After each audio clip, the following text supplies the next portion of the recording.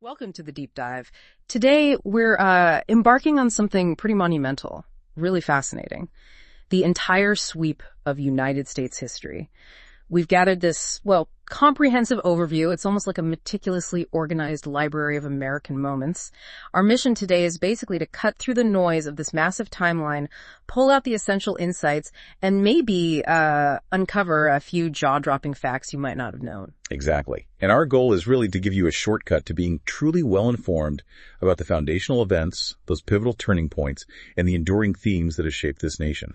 From its earliest inhabitants right up to the current political landscape. We want to help you understand not just what happened, but crucially, why it matters. Absolutely. And this isn't going to be some dry history lesson, right? Think of it more like a friend sharing something cool they just learned, hopefully full of those aha moments.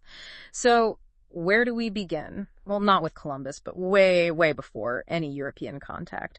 We're talking about the Paleo-Indians, the folks who crossed the Beringia land bridge, potentially as early as 30,000 years ago, and they eventually diversified into hundreds of distinct cultural groups all across the continent. Yeah, that's such a crucial starting point. And what's truly remarkable here are the early agricultural innovations. I mean, we see farming taking root in central Mexico around 8,000 BCE, and then corn cultivation spreading northward into places like Arizona and New Mexico by 3,000 BCE. It really shifts sort of perspective, doesn't it? It makes you ask, how often do we truly acknowledge that, the deep history of organized, complex societies flourishing here centuries, even millennia before 1492? It's a critical question, and one that often gets overlooked, I think. And the sophistication of those early societies is just, strikingly evident when you look at groups like the Mound Builders, the Adena and Hopewell traditions, and especially the Mississippian culture's city of Cahokia near modern-day St. Louis. And get this. At its peak, around the 12th century, Cahokia had an estimated population of 20,000 people. That was actually larger than London at the time. Wow. Yeah. It really challenges that, Eurocentric view of pre-Columbian societies. It forces us to recognize sophisticated urban planning, social hierarchies, things that rivaled or maybe even surpassed contemporary European cities. Precisely. And you see similar things in the Southwest with the ancestral Pueblones. They were constructing these intricate stone and adobe pueblos, some housing up to 800 rooms, like Pueblo Bonito. These weren't just isolated settlements either. If you look at the bigger picture, they demonstrate truly urbanized societies thriving across the continent. And then you've got the diverse peoples of the Pacific Northwest, known for their abundant resources, right? And the influential Iroquois Confederacy up in the Northeast, that was comprised of 5 tribal nations: the Oneida, Mohawk, Onondaga, Cayuga, and Seneca. There's even a compelling argument that their confederacy's political structure might have influenced the very framework of the U.S. government later on. We also have to remember the rich histories of Native Hawaiians and the Taino people of Puerto Rico. Their vibrant populations faced just horrific decimation following European contact. This was largely due to harsh labor systems, like the encomienda system, which brutally exploited indigenous populations. That, combined with old world diseases, they had absolutely no immunity to. It's just devastating. So with this deep pre-colonial history, it really sets a crucial context for understanding everything that came after. So, okay, as we shift towards European arrival, what's the first thing that really stands out? Because it's not necessarily Columbus, is it?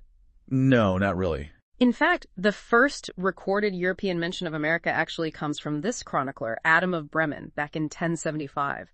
He was referring to Vinland, a place documented in Norse sagas. Yeah, the Viking explorations. But what's immediately striking about wider European contact is the devastating biological impact. While Europeans introduced things like horses, new crops, they also brought Eurasian diseases, smallpox, measles. These just completely decimated Native American populations. And this often happened before large-scale European settlement even began, because the indigenous peoples had no natural immunity. It led to immense societal disruption, loss of life on just an unimaginable scale. Yeah, it's staggering. And it's important to remember the early settlements weren't solely English either. That's a key detail. The Spanish, for instance, you had explorers like Ponce de Leon landing in Florida way back in 1513. And their expeditions reached as far as the Grand Canyon, the Great Plains. These Spanish settlements eventually grew into major cities we know today, like San Antonio, Albuquerque, San Francisco. Absolutely. And let's not forget the Dutch. They established New Netherland and its capital, New Amsterdam. Which became New York City, of course. Exactly. And the Swedes, too. Yeah. They founded New Sweden down in Delaware in 1638, although it was eventually incorporated into New Netherland. Right. So then we get to the British, the first successful English colony, Jamestown, established in Virginia in 1607. Initially, they were just desperately searching for gold, right? But ultimately, it was saved by cultivating tobacco. Very lucrative. Yeah. Tobacco really fueled that early economy. And then up in New England, you have the Pilgrims arriving in Plymouth in 1620. They famously signed the Mayflower Compact, and then critically were aided by local Wampanoag Indians to grow maize, which basically ensured their survival. Mm-hmm. And looking at this whole period, you really see distinct regional developments taking shape. New England, for instance, with its rocky, poor soil, it wasn't great for large-scale farming, so it evolved into more of a hub for commerce and trade. Right. Shipbuilding, fishing. Exactly. Whereas the southern colonies were overwhelmingly rural. They built their economies on these hugely profitable cash crops, tobacco, rice, often grown on large plantations using forced labor. And this distinction, it really raises an important question, doesn't it? How do these fundamental economic and social differences kind of plant the seeds for future conflicts within this nascent nation? That's such a critical point for understanding everything that comes later. And here's a really impactful detail from this era. While indentured servitude brought over half of all European immigrants. Which was itself a pretty harsh system. Oh, absolutely. Yeah. But the first African slaves arrived in 1619, and by the 1660s, this involuntary servitude became lifelong and hereditary. It solidified into a brutal race-based system. By the 1770s, on the eve of the Revolution, African slaves made up a fifth of the entire American population. A fifth. It's a staggering statistic. And what allowed a unique American identity to sort of form during this time was Britain's policy of salutary neglect. This was essentially a hands-off approach, right? They weren't strictly enforcing parliamentary laws in the colonies for a long stretch. Kind of looking the other way. Pretty much. And this allowed for the development of a distinct American spirit, separate from its European founders. It created a political and economic landscape that, well, ultimately set the stage for independence. Yeah, that gradual loosening of the reins definitely paved the way for revolution. So as we move into the forging of the nation, the French and Indian War, running from 1754 to 1763, that was a true watershed moment. It dramatically reduced French and Native American influence in North America, and critically, it led to new British taxes on the colonies to pay for the war. Right, the war was expensive. Exactly. And the Stamp Act of 1765, imposed without any colonial input, that famously sparked the rallying cry, "No taxation without representation." It's fascinating how these specific actions then just triggered massive reactions. You take the Boston Tea Party in 1773, for example. That led to immediate British retaliation with the Intolerable Act. Punitive measures. Exactly. Designed to punish Massachusetts and self-governance there. But far from quelling dissent, these acts just sparked outrage across all 13 colonies. Oh. And that led directly to the First Continental Congress, which unified colonial resistance, called for boycotts, petitioned the king. And it all kind of built up until July 4, 1776, with the unanimous adoption of the Declaration of Independence. And this document wasn't just about separation. It articulated these foundational ideals: equality, liberty, the pursuit of happiness, consent of the governed, principles we're still debating today. Absolutely. And you can't talk about the war without mentioning George Washington's leadership of the Continental Army, plus those pivotal victories like Trenton, Saratoga, which was crucial for securing French military and financial support, by the way. It's a huge turning point. Massive. And then Yorktown, which effectively ended major fighting. So the war ends, and the Treaty of Paris in 1783 formally recognizes the independence and sovereignty of the 13 colonies. But the initial governing document, the Articles of Confederation, was, well, deliberately weak. Yeah, they were scared of central power. Exactly. It prioritized states' rights. But this raises a crucial question. How did events like Shays' Rebellion in 1786, this armed uprising of farmers in Massachusetts, how did that demonstrate the critical need for a stronger national government? Right, because the Confederation Congress couldn't really respond effectively. It showed the weaknesses. It really did. It was a major catalyst. So the result was the U.S. Constitution. Debated, drafted, ratified in 1789. And it's kind of astonishing. It's still the oldest and longest standing written national constitution in the world. It is remarkable. And to address concerns about individual liberties, a Bill of Rights, the first 10 amendments, was added in 1791. Essential protection. Then the Washington administration, with Treasury Secretary Alexander Hamilton really driving things, worked to build that strong national government, laying the groundwork for federal power. This period also saw the emergence of the first-party system. You had Hamilton's Federalists versus Jefferson and Madison's Democratic Republicans. That really shaped the early political divides. And then, under Jefferson's presidency, we saw the huge Louisiana Purchase in 1803. Doubled the size of the country. Just like that, opened up vast new territories for westward expansion. Then came the War of 1812, sometimes called the Second War of Independence. A bit of a messy conflict, wasn't it? Washington, D.C. was burned. It was. But there were also pivotal American victories, like the Battle of New Orleans, even though it technically happened after the peace treaty was signed. Right. News traveled slow back then. Exactly. But this conflict really helped cement a stronger sense of national pride over just state pride. And it definitively ended the major Native American threat to westward expansion, at least in the Midwest.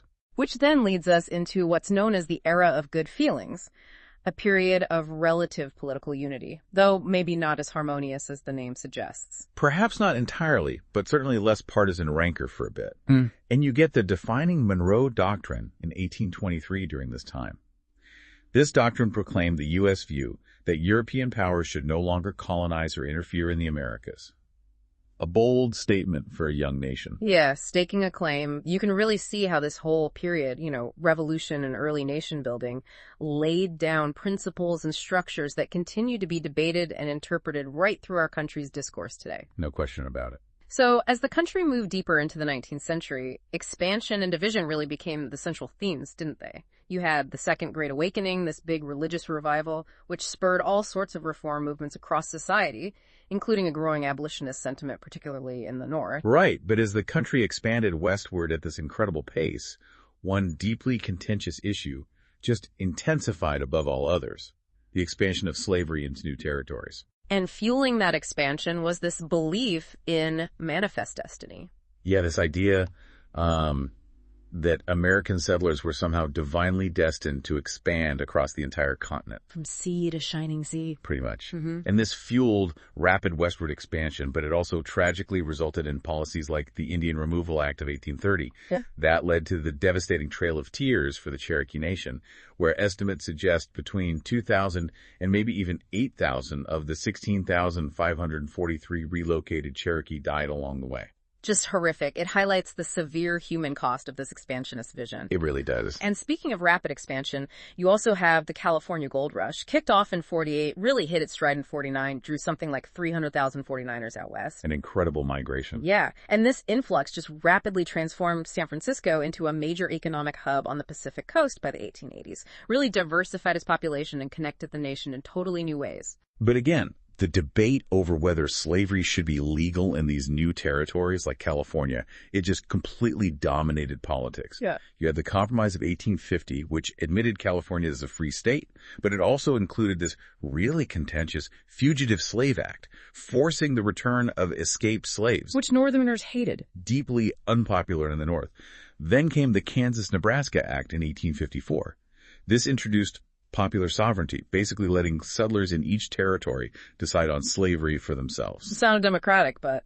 Right. It sparked Bleeding Kansas, basically a miniature civil war out there between pro- and anti-slavery forces. Yeah. And it directly led to the formation of the Republican Party, signaling a whole new political alignment focused on stopping slavery spread. And this tension was just further inflamed by the Supreme Court's 1857 Dred Scott v. Sanford decision. Oh, a landmark case. Absolutely devastating. The ruling declared that black people, even if they were free, were not U.S. citizens and therefore couldn't sue in federal court, essentially denied them any rights under the Constitution. It enraged Northerners, and, in many ways, it just set the stage for inevitable conflict.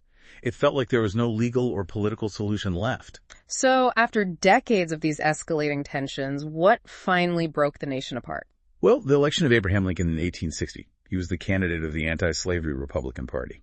Following his election, Southern states began to secede, forming the Confederate States of America. And the Civil War then began in April 1861 with the Confederate attack on Fort Sumter in South Carolina. And this was arguably the world's earliest industrial war. It leveraged technologies like railroads, telegraphs, mass-produced weapons on just an unprecedented scale. Changed warfare forever. And key turning points in that brutal conflict included the Emancipation Proclamation in 1863. Which, importantly, declared slaves in Confederate-held territory to be free. It shifted the war's moral purpose, didn't just make it about preserving the Union, but also about ending slavery. Exactly. And of course, the Battle of Gettysburg in July 1863, that proved to be a crucial turning point for the Union Army, the high watermark for the Confederacy, really. Mm-hmm. The war, despite preserving the nation, came at just an immense cost. It remains the deadliest war in American history. Estimates are around 750,000 soldiers died, plus an undetermined number of civilian casualties. 750,000 lives. It's almost impossible to comprehend. That number didn't just preserve the nation, it fundamentally reshaped the national psyche. And it solidified the power of the federal government in a way that, well, continues to define our nation today. It really did transform everything. So, following the war, you have the Reconstruction era from 1865 to 1877, a period of profound social and political change, at least initially. It saw the 13th Amendment abolish slavery entirely. Crucial. The 14th Amendment guaranteed equal rights and citizenship to former slaves. And the 15th Amendment prevented race from being used to disenfranchise men, though notably not women yet. Right, those were monumental legal changes. However, the reality on the ground was complicated. White Southern Democrats gradually regained power across the South, often using violence and paramilitary groups, like the KKK, to suppress black voting. Terror tactics. Absolutely. And they enacted Jim Crow laws, creating a system of legal segregation and maintaining white supremacy and systemic discrimination for decades. This era also saw, on a national level, the passage of the Chinese Exclusion Act of 1882, which severely restricted Chinese immigration. It highlights a broader pattern of racial discrimination beyond just black-white relations. So the failure to fully protect civil rights and ensure equality during Reconstruction. You could argue it sowed the seeds for so many future struggles. I mean, the unresolved issues of this period certainly continue to echo in our discussions about civil rights and racial justice even now. No doubt. So moving into the late 19th century, let's unpack the Gilded Age, that term Mark Twain coined right. It's there. Describing a period of really dramatic American wealth and prosperity on the surface. Huge industrial growth, massive fortunes being made. Exactly. But also, paradoxically, mass corruption in government and business. Some historians have even called it plutocratic, basically meaning a society run by its wealthiest citizens. And fueling so much of this growth was this just unprecedented wave of immigration. It's staggering. Yeah. More than 22 million people migrated to the U.S. between 1880 and 1914. Wow. They provided the essential labor for this immense industrial expansion, which in turn led to the rise of the labor movement, pushing back against often dangerous and exploitative working conditions. Right. The clashes between labor and capital were intense. But this period also saw the dynamic progressive movement emerge. This was a broad coalition calling for widespread reform and modernization, trying to address the problems of industrialization and urbanization. Mm-hmm. And muckraking journalists played a huge role here, exposing corruption in business and politics. Think Ida Tarbell on Standard Oil, Upton Sinclair on the meatpacking industry. Yeah, the jungle. Powerful stuff. And this era brought 4 new constitutional amendments. Quite a burst of constitutional activity. Yeah. The 16th, establishing the federal income tax. Mm-hmm. The 17th, for the direct election of senators, taking it away from state legislatures. More democratic. Right. The 18th, which brought about prohibition, the banning of alcohol. Which turned out, interestingly. Yeah, maybe not as planned. And finally, the 19th Amendment in 1920, which granted women's suffrage nationally. A huge victory. Thinking bigger picture now, America really started flexing its muscles on the world stage during this time too. The Spanish-American War in 1898, a relatively short conflict, led to the U.S. acquiring territories like the Philippines, Puerto Rico, and Guam. A clear sign of growing imperialism. Absolutely. And it generated significant debate within the U.S. about the nation's role in the world. Then the opening of the Panama Canal in 1914 further boosted global trade, especially with Asia, cementing America's international reach. And it was against this backdrop, as you mentioned, that women's suffrage was finally achieved nationally with the 19th Amendment in 1920. And it was due, in no small part, to women's significant participation on the home front during World War I. Right. Their contributions directly refuted that long-standing argument that only men deserved the vote because only men fought in wars. So, World War I. The U.S. initially remained neutral, didn't it? Yes. President Wilson won re-election in 1916 on the slogan, "He kept us out of war." But that changed in 1917. The U.S. joined the Allies after Germany resumed unrestricted submarine warfare, sinking American ships. And domestically, dissent against the war was significantly suppressed. Yeah, the Espionage Act and Sedition Act were used quite broadly. Over 2,000 individuals were imprisoned for speaking out against the war effort. It raises that recurring question, doesn't it? How did the nation balance wartime necessity with protecting fundamental civil liberties? It's a constant tension in American history, particularly during conflicts. So what happened in the decades right after the war? You get the Roaring '20s. Right, a period of apparent prosperity, cultural dynamism. You see the great migration of African Americans from the South to northern cities continuing, fueling the vibrant Harlem Renaissance. Jazz, literature, art. Exactly. But it was also a decade of contradictions. You saw a disturbing resurgence of the Ku Klux Klan, and very strict immigration limits were imposed based on national origins quotas. And then that prosperity, it didn't last. No. The Wall Street crash of 1929 triggered the decade-long Great Depression, just devastating economic hardship. Unemployment soared to 25% nationally, even higher in some areas. A quarter of the workforce unemployed. Unimaginable. President Franklin D. Roosevelt responded with the New Deal programs. This was a sweeping set of initiatives that fundamentally reshaped the government's role in the economy. You get social safety nets like Social Security, unemployment relief, public works projects, new regulations for banks, and the stock market. It really defined modern liberalism in the United States, didn't it? Expanding the federal government's responsibility. Absolutely. And while the New Deal alleviated some suffering, what truly ended the long-term unemployment was the massive government spending and mobilization for World War II. That saw a dramatic increase in GDP. Right. So World War II. It began for the U.S. with the Japanese attack on Pearl Harbor, December 7th, 1941. A date which will live in infamy. Indeed. And this led, tragically and controversially, to the internment of over 120,000 Americans of Japanese descent, most of them citizens, based purely on their ancestry. A truly dark chapter. It absolutely was. The war effort itself saw the U.S. become the arsenal of democracy, as Roosevelt called it, providing just massive amounts of money, food, weapons to the Allies. It also led to the development of the top-secret Manhattan Project. Building the atomic bomb. Yes. Culminating in the atomic bombings of Hiroshima and Nagasaki in August 1945, which compelled Japan's surrender and ended the war. And this immediately positioned the U.S. as a dominant global power, really one of only two superpowers left standing, fundamentally setting the stage for the next major geopolitical conflict. Yeah, this whole era, rapid change, economic turmoil, global conflict, it powerfully demonstrates America's capacity for both immense power and, well, profound internal struggle and contradictions. So the end of WWII basically ushered in the Cold War era, right? Yeah, immediately. The U.S. and the Soviet Union emerged as these superpower rivals with fundamentally opposing ideologies. And this led to decades of tension. An intense arms race, nuclear brinkmanship. The thrilling and terrifying space race, spurred by the Soviet launch of Sputnik in 1957, which directly led to NASA's creation in 1958. Propaganda campaigns on both sides. And numerous proxy wars fought across the globe, like the Korean War in the early 50s and, of course, the long and divisive Vietnam War.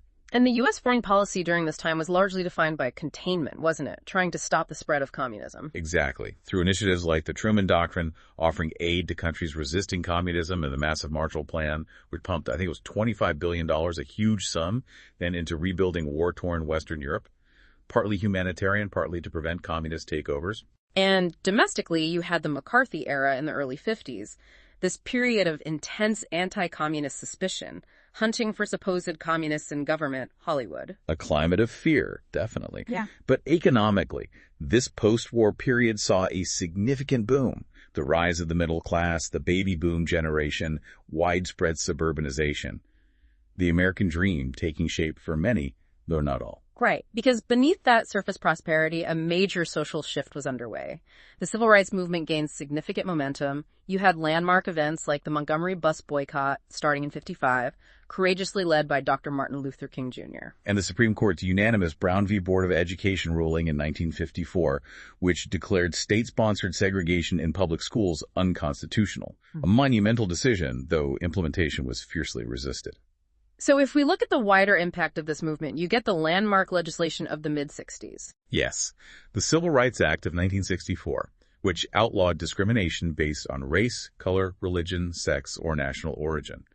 Then the Voting Rights Act of 1965, which aimed to overcome legal barriers preventing African Americans from exercising their right to vote. And the Fair Housing Act of 1968. Together, these finally dismantled the legal structure of Jim Crow, enforcing constitutional rights for African Americans, at least on paper. But this groundbreaking push for equality didn't stop there, did it? What other social movements do you think were inspired and empowered by this success? Oh, absolutely. You see the ripple effect. The 1960s and 70s witnessed the rise of a vibrant, often challenging counterculture. You had second wave feminism really taking off, spurred by figures like Betty Friedan and her book, The Feminine Mystique, leading to the formation of the National Organization for Women, NOW. Pushing for equality in the workplace, reproductive rights. Exactly. And the modern gay rights movement gained national visibility, notably sparked by the Stonewall riots in New York City in 1969. It was just a period of immense social ferment and change. And the Vietnam War's growing unpopularity, especially by the late 60s, fed much of this social unrest and anti-establishment sentiment at home. Politically, President Nixon, despite being a conservative Republican, initiated détente, this easing of Cold War tensions with the Soviet Union. And he famously opened relations with Communist China in 1972, a fundamental reshaping of global diplomacy. But his presidency, of course, ultimately ended in disgrace with the Watergate scandal. Obstruction of justice, abuse of power, forcing his resignation in 1974 to avoid impeachment. A major crisis of confidence in government. Definitely. The late 1970s then brought new challenges, like the OPEC oil embargo leading to gas lines and economic anxiety, and stagflation, this weird, painful combination of slow economic growth and high inflation that really puzzled economists at the time. Yet, simultaneously, out in California's Silicon Valley, you saw the burgeoning rise of personal computers.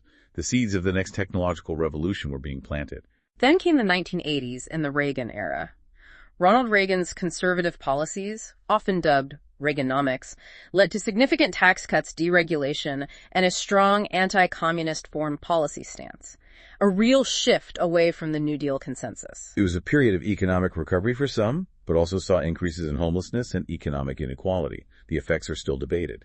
And his military buildup, coupled with his direct engagement with the new Soviet leader Mikhail Gorbachev later in the decade. Right. That's widely credited with contributing significantly to the end of the Cold War. And by 1991, with the dramatic dissolution of the Soviet Union itself. The U.S. suddenly stood as the world's sole superpower. A unipolar moment, as it was called. Which brought its own set of challenges and opportunities. Yeah. The post-Cold War era saw new conflicts, like the Persian Gulf War in 1991, pushing Iraq out of Kuwait, and significant domestic events like the Los Angeles riots in 1992, sparked by the acquittal of police officers in the Rodney King beating. The Clinton administration in the 90s presided over a period of massive economic expansion, largely driven by the digital revolution and the explosion of the internet. .com boom. Exactly.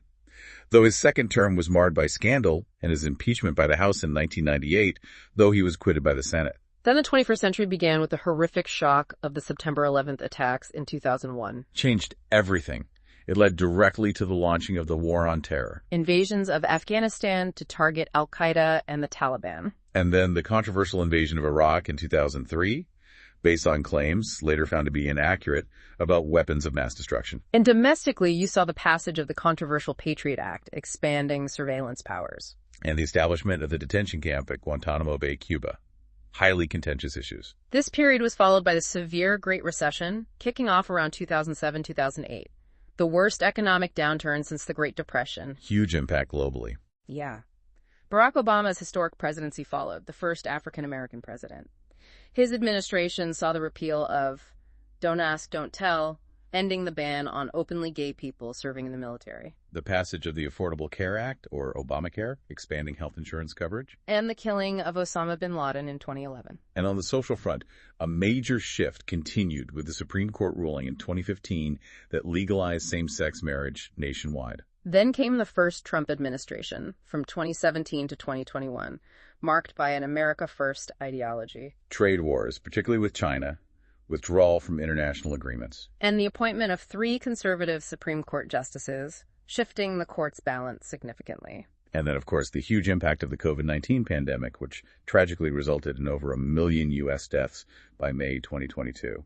How did that pandemic impact the administration and the nation as a whole? Immensely. Massive economic disruption, social upheaval. And it overlapped with major civil unrest following the murder of George Floyd in Minneapolis in 2020. sparking nationwide protests against racial injustice and police brutality. And the administration ended amidst the unprecedented January 6th attack on the U.S. Capitol by supporters challenging the election results, leading to Trump becoming the only president in U.S. history to be impeached twice. Bringing us right up to the current moment, or very nearly. The Biden administration oversaw the withdrawal of U.S. troops from Afghanistan in 2021. A chaotic end to America's longest war. And provided extensive military and financial aid to Ukraine following Russia's full-scale invasion in February 2022. We also saw domestically the Supreme Court overturn Roe v. Wade in June 2022, ending the constitutional right to abortion that had stood for nearly 50 years, returning the issue to individual states. A hugely consequential decision. And most recently, as of mid-2025, we've seen the enactment of President Trump's One Big Beautiful Bill Act during his non-consecutive second term. This legislation aims to significantly reshape the federal budget. Reports indicate it cuts around 1.7 million people from Medicaid, based on the claim they are illegal immigrants, while boosting funding for ICE agents. It faced universal opposition from Democrats. It's striking how rapidly major events continue to unfold, isn't it? Constantly reshaping the narrative of American history. Absolutely, and often echoing themes and debates from centuries past: states' rights, federal power, immigration, civil rights. The story continues. Wow. Okay, what an incredible journey through centuries of American history. I mean, from those ancient civilizations and their sophisticated cities right up to today's really complex, often polarized political landscape. It's just so clear how deeply the past informs the present. You can't understand today without knowing what came before. Indeed. And understanding these pivotal moments, the underlying forces at play, economic, social, political work, it allows us to contextualize today's headlines, to appreciate the dynamic, often turbulent, but continuous evolution of this nation. It really is a story of constant change and adaptation, isn't it? It really is. So what does this all mean for you, listening to this deep dive? Maybe consider this provocative thought as we wrap up. Throughout its history, the United States has faced just immense challenges. Civil war, economic depressions, global conflicts, deep social divisions. Each time, it has undergone profound transformations, adapting, sometimes painfully, to new realities. So what lessons can we draw from this continuous cycle of crisis, change, and adaptation? And maybe more importantly, how might those lessons apply to the next chapter of American history, whatever that may hold? That's the big question, isn't it? It is. Well, thank you for joining us on this deep dive. Keep asking those big questions and keep digging for those important nuggets of knowledge.